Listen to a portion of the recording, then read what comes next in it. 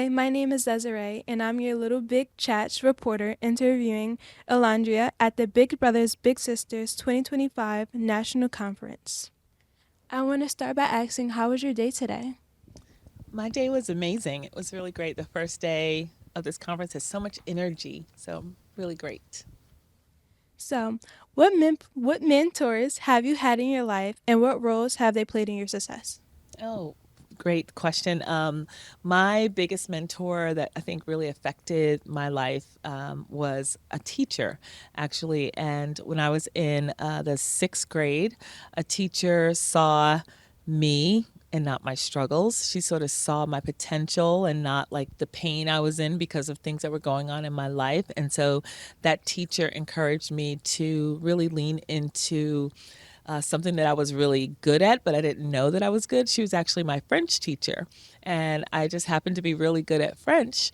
It was my first time taking a lesson, and she really helped me to really uncover something that I was really good at, and I didn't know. It's kind of a some hidden potential, and I ended up continuing with that and becoming a French major in school. I used that French to actually help me get a job translating care labels, which led to working in marketing, which led to me working in technology, which ultimately led me to the position that I'm in now. So, which is not in technology at all, but it's in, obviously a nonprofit, but it led to this position. So, yeah. So, you mentioned that you speak French. If you have any kids, did you pass down a language to them? Actually, my daughter's name is Paris, so it's really connected to my love for French. And she does speak a little French as well, yes. So, why should the local board members attend a Big Brothers Big Sisters National Conference? First of all, the energy and the connection to the mission, it really makes it real when you see all the stories from across the country. It gives board members, I think, a way to think about the work in a much bigger perspective, as, outside of just their local agency. So I think it's a wonderful opportunity to get connected. You're an author, right?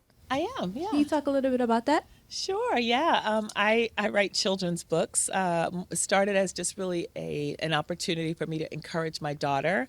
She was in a classroom where she was the only one who looked like she did. She had, hair that went up and was into these big puff balls, and everyone else in her class had long, straight, shaky hair. And she came in home and said, "Mom, I want my hair to be long and yellow and shaky." And I was like, "Well, honey, your hair is beautiful. It's not long and shaky, but it's up and puffy." So I started telling her this bedtime story about a little girl named Penny and her magic puff balls, and I turned that into a children's book series, and it has been. I love, like, it's been really great and inspirational to a lot of parents and their kids to help them know that it's okay to be different. It's okay to look different. Your difference is really what makes you special. And so that book is, it's just every time someone writes a review on Amazon or something like that, it's just like a love letter to my daughter and her story. And I'm glad that it can be an inspiration for other kids.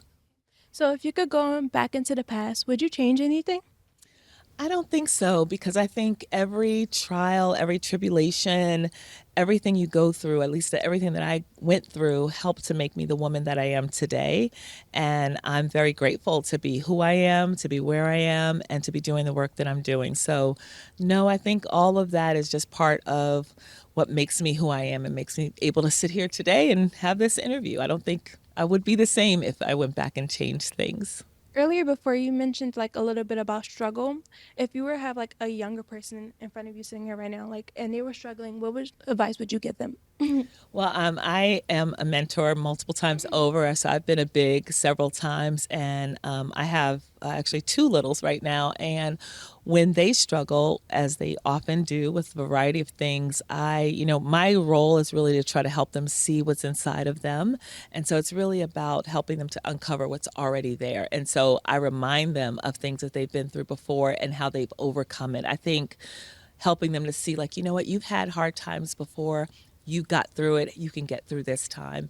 And that has been helpful, and something that I continue to sort of remind them of their power and their resilience. So that's something that I try to do often. And if they don't have this, if I don't have that history, and everyone has been through some kind of struggle in their life, and you're still here. And so that's, I think, always something that is powerful and motivating to young people. So I think that's all the questions I have. Thank you, Alondria, for your time today. My name is Desiree, and this is Little Big Chats.